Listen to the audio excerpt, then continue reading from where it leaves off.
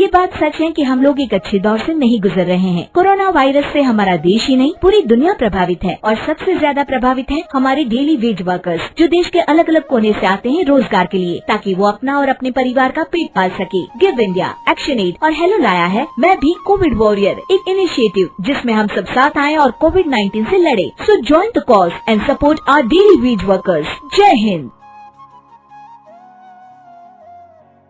चुगलखोर बहू। मधु अपने परिवार के साथ चंदनपुर शहर में रहती है। मधु की एक बड़ी ही बुरी आदत है, वो सबकी चुगली करती रहती है। रविवार के दिन मधु की ननद सीमा और उसके ससुराल वाले उनके घर आते हैं। खाना खाने के बाद सब लोग बैठकर बातें कर रहे होते हैं। और सीमा कैसी हो? ठीक हूँ भाभी, आप कैसी हो? मैं भी ना बढ़िया हूँ। अरे तुमने जो वो अचार भेजा था ना, बहुत अच्छा था। आपको अच्छा लगा? थैंक यू भाभी, मैं इस बार ना और भेज दूंगी। अरे नहीं नहीं, और मत भेजना, मम्मी जी को कुछ खास पसंद नहीं आया, ऐसा वो कह रही थी। अच्छा, क्या कह रही थी मम्मी अचार के बारे में? अचार के बारे में तो नहीं कह रही थी, वो तुम्हारे खाने के बारे में कह रही थी कि सीमा को अभी तक ठीक से खाना बनाना भी नहीं आया। क्या मम्मी ने ऐसा कहा? हाँ, पर कोई नहीं ना सीमा, तुम बुरा मत मानो, मुझे तो अचार बहुत पसंद आया। हाँ, मम्मी को तो मेरा कोई काम पसंद ही नहीं आता, मेरे हर काम में बस कमियां ही ढूंढती रहती हैं। सीमा और उसके ससुराल वाले अपने घर जा रहे होते हैं। तब मधु की सास कहती है, अच्छा सीमा बेटा, अपना ख्याल रखना। हाँ हाँ ठीक है मम्मी। सीमा रूखेपन से जवाब देकर वहां से चली जाती है। अरे सीमा को क्या हो गया बहू, कुछ कहा क्या उसने? अब पता नहीं माँ जी। मधु अपनी सहेली संजना से बात कर रही होती है। अरे तुझे पता है, मैं ना शीला की पार्टी में गई थी उस दिन, तेरे बारे में पता नहीं वो लोग क्या क्या बातें कर रहे थे, मुझसे तो सुना भी नहीं गया। हाँ। अच्छा, क्या कह रहे थे वो लोग? शीला कह रही थी कि जब भी मैं संजना को पार्टी में बुलाती हूँ वो आती ही नहीं, उसे पैसों का बड़ा घमंड है भाई। क्या उसने ऐसा कहा? मैं अभी उससे बात करती हूँ। अरे छोड़ ना, उसकी बात ही नहीं करनी हमें, छोड़, चल छोड़। मधु अपनी सहेली से बात कर रही होती है, तभी उसका पति सचिन आ जाता है। अच्छा संजना, मैं ना तुमसे बाद में बात करती हूँ, ठीक है? मधु इधर आओ। क्या हुआ जी? अरे पता नहीं क्या हो गया है, सीमा माँ से बात ही नहीं कर रही। तुमसे कुछ कहा था क्या उसने? नहीं तो जी, उसने तो कुछ नहीं कहा मुझे। पर क्या मधु, बताओ मुझे।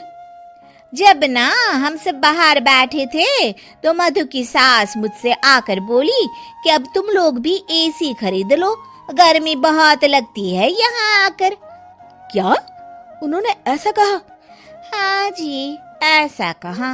अब मधु के घर वाले ना हमेशा ही हमें नीचा दिखाते रहते हैं।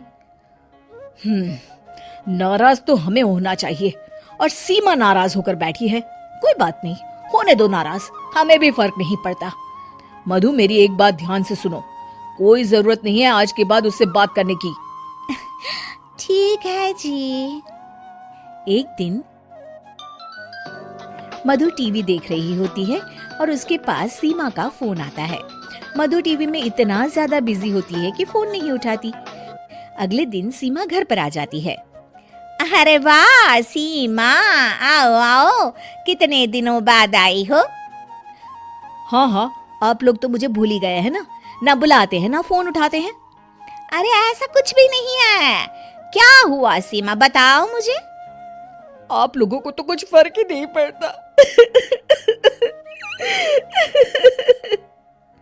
सीमा रोने लगती है और अपने कमरे में चली जाती है। तभी सचिन भी वहां आ जाता है।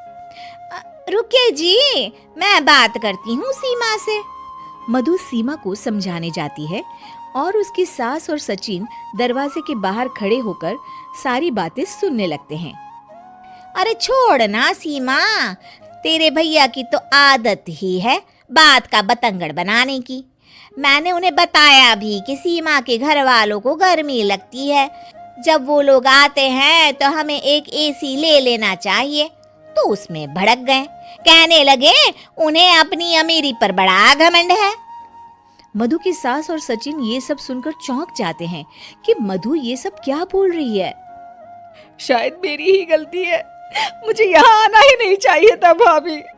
अरे नहीं नहीं मधु, तू क्यों नहीं आएगी, ये घर तेरा भी तो है ना। माना कि मम्मी जी तेरे हर काम में कमी निकालती रहती हैं, पर तभी अचानक सचिन और उसकी सास कमरे में आ जाते हैं और मधु उन्हें देखकर चौंक जाती है। मम्मी जी, मैं ना सीमा को बस समझा रही थी कि वो कहीं ना जाए। समझा रही थी या भड़का रही थी? हाँ, तुम इतनी बड़ी चुगलखोर हो मधु, हर किसी की बुराई करती हो, सबके बारे में झूठ बोलती हो ताकि हमारे बीच झगड़ा हो। मुझे नहीं पता था कि मेरे सामने तुम्हारा ऐसा रूप भी आएगा। मुझे माफ कर दीजिए जी। आपने मुझसे भी झूठ बोला भाभी। उन तीनों के सामने मधु की पोल खुल जाती है और वो सर झुकाए खड़ी रहती है।